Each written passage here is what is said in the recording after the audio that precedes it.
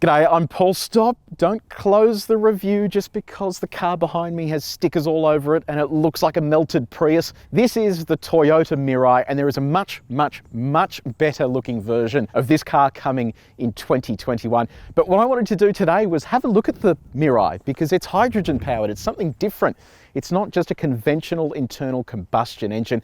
Now, the reason this is covered in stickers is because these aren't on sale in Australia and they're currently on trial between Toyota and the government. So we've borrowed one quickly to take it for a bit of a spin to see exactly what it's like. Now, this car, if it was for sale, would be priced at around $115,000. That is a bucket load of money, and that's because of all the technology under this car, and I'll explain that shortly in a bit more detail.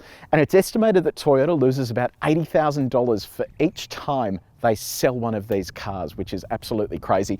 This competes with cars like the Honda Clarity, which we also don't get in Australia, and the Hyundai Nexo, which we're about to get in Australia. That'll be the first hydrogen car on sale in Australia.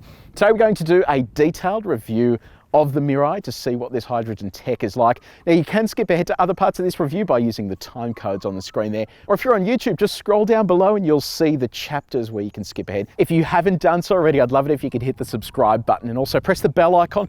It's going to tell you every single time we publish a review on what looks like a melted car. There are 6 colours available in the Mirai range, and no, none of them include all of the stickers all over this car, and no, this is not a sponsored review. Let's talk about the styling. It's interesting, I actually don't hate it. It's so futuristic looking, and I think that's what you need with a car like this that has such a futuristic drivetrain. This was released around 2015, so while it looks futuristic now, set yourself back about 5 years when this first came out and it was sort of pretty full on. So big LED lights here in those separate clusters. You have LED daytime running lights down the side and a full LED indicator.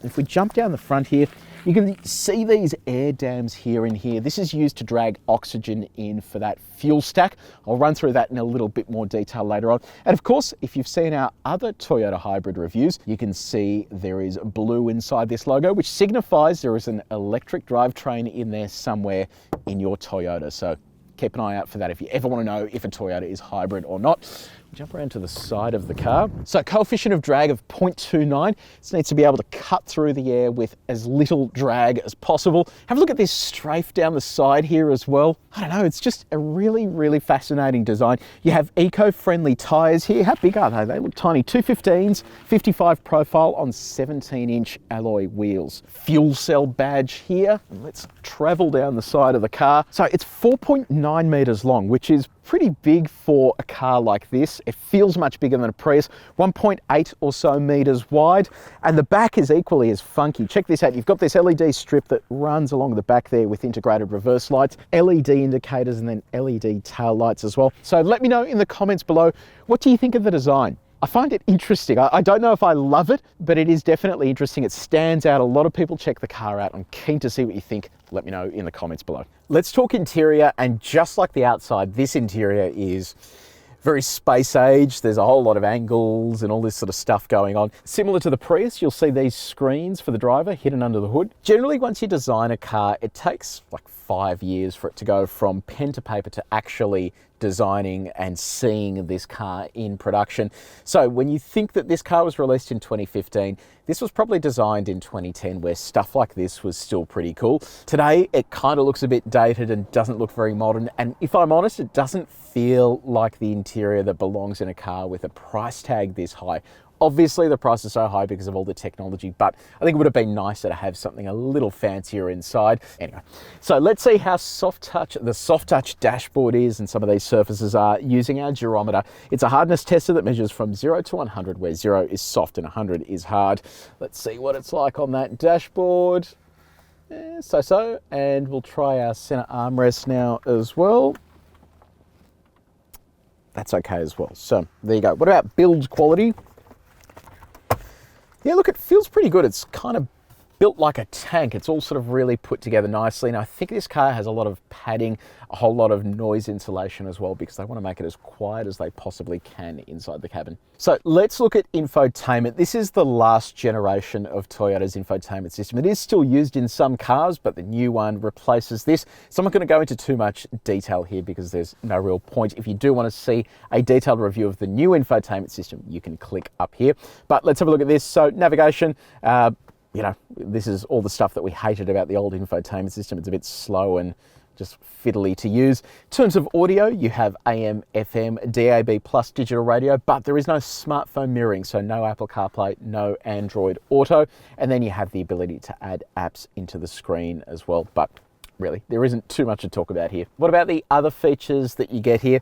There really isn't too much to talk about. You have dual zone climate control, and the interesting thing is, have a look at this screen. You get like a screen that shows you the climate control settings, but then you have these touch sensitive panels on either side to go up and down with the temperature on this whole piano black board with Mirai fuel cell written on it. So I guess that is kind of cool the way they've set that up. And then this traditional gear lever, similar to what you'd find in a Prius. There's an auto dimming rear vision mirror. You have a wireless phone charger in here that I'll show you in a second.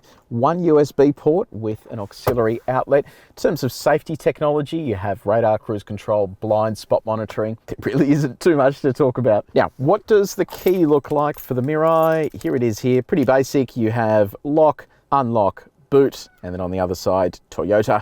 It's a proximity sensing key, so you just keep that in your pocket, grab the door handle to unlock it, and then use the start button to kick things over. Okay, let's talk practicality, and we'll start off with storage. Phone doesn't actually really fit anywhere. There's actually not a great deal of storage here. You do have that wireless phone charger, which lives in here. Doesn't actually fit my phone with a phone cover on it, which is a little bit disappointing. What about bottles? Bottle fits in there, and then you have a couple of teeth to hold it in place, and then you have bottle storage in the door as well, with room either sides for bits and pieces. You have sunglass holder up here. No extra storage there, but you do have this glove box which holds the manual and a couple of other bits of paper. What about comfort? The seats are really comfortable. They hug you in nicely. They have electric adjustment. There's memory as well. Steering column is electrically adjustable too. The steering wheel sits nicely in the hand. And in terms of reach, everything is easy to get access to. I would have just liked to see a head-up display. So second row of the Mirai, how much space is there here? So the seat is in my normal driving position. You can see here, there isn't a great deal of knee room. I have no toe room. My feet are just literally wedged into there. Headroom, pretty disappointing as well. So this is a big car, but there just isn't much space back here. What about storage? So under here you have a 12-volt outlet. You've got air vents, center bin here for putting bits and pieces in. You'll notice this is just a two-seater in the back. And you have bottle storage. That fits in fine. There's no storage inside the doors, so this is the only place your bottle can go. What about the rest of it? Well, two ISOFIX points on these two seats, map pockets, but really not a great deal to talk about back here. Yeah, I'm sitting on a hydrogen tank, one of two, so that's why it's a little cramped. The fuel stack is just ahead of us, and there's no access to the boot because the battery pack is right there.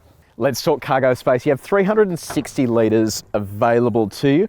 It's not a big boot, is it? So beneath the floor, you have a tyre repair kit, so no spare tyre. And that's about it. There's not too much more to report in there. Let's see how our bags fit. We'll see how the suitcase goes. Okay, that fits fine as well. So there you go, 360 litres of cargo space.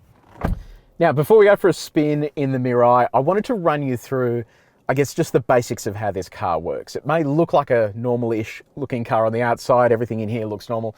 But what powers this car is slightly different. And I'm still learning all this stuff myself. So I'm going to keep it as simple as I can, and hopefully it makes sense and it's right. Let me know in the comments below if it's not. So what is powering this car? It is hydrogen. This is called a fuel cell car or a hydrogen car. Those two terms are interchangeable. But where does it come from? Well, it comes from here, H2O, water. There's a process called electrolysis where you split hydrogen and oxygen to separate the two. And later on, that comes back into this car to create a chemical reaction to create electricity. So You're kind of double handling it, but I'll get into that in a second. So we take the hydrogen out of this water and store it separately. Getting the hydrogen into the car requires a high pressure process because cars use hydrogen gas as opposed to liquid. And that means when you pump it into the car, it happens at high pressure and needs to be stored at high pressure. That's why the 2 hydrogen tanks in this car operate at a crazy 10,000 PSI. They're lined with carbon fiber to help save weight. And there's enough carbon fiber around those tanks to build a supercar.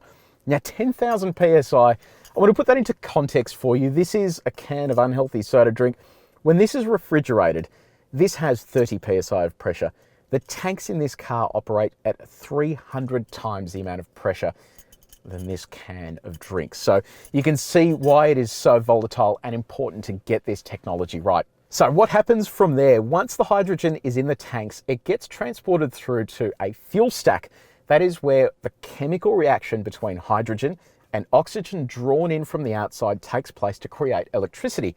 Now, this is kind of double handling because you use electricity to split hydrogen from oxygen to start with, and then you have to use it again to create this electricity once more. The electricity created from the fuel stack then powers a motor generator. That motor generator can send torque to these wheels, but it also runs a generator for the batteries, so you can store up to 1.6 kilowatt hours of energy within the batteries.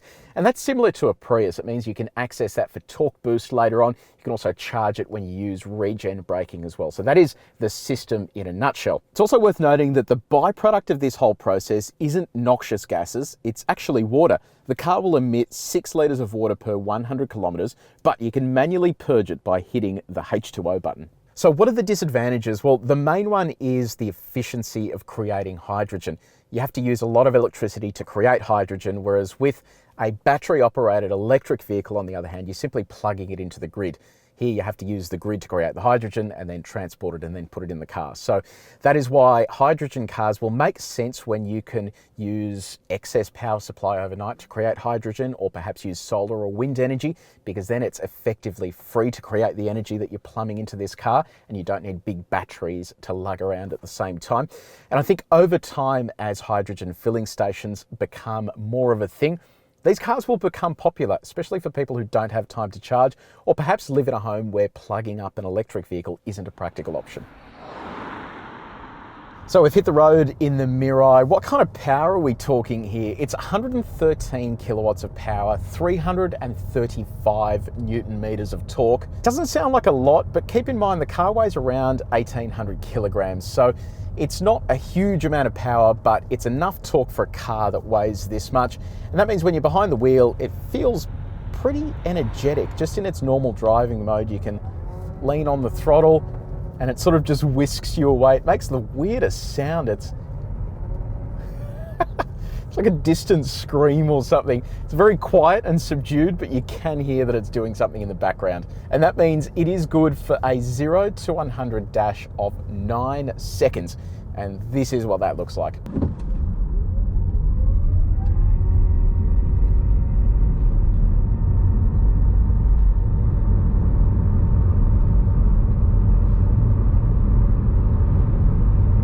Now, this is a little bit confusing, but 1 litre of hydrogen is equal to around 3.8 litres of fuel. And that means this car has a technical fuel economy of 3.6 litres of hydrogen per 100 kilometres. Let's talk about driving range. You have 500 kilometres of range. Realistic range though, if you drive normally, which is what we've been trying to do, is around the 350 to 400 kilometre mark, which is pretty reasonable for what is a first generation hydrogen car. The next gen of Mirai is rumoured to have almost 1,000 kilometres of driving range, which is a massive step forward.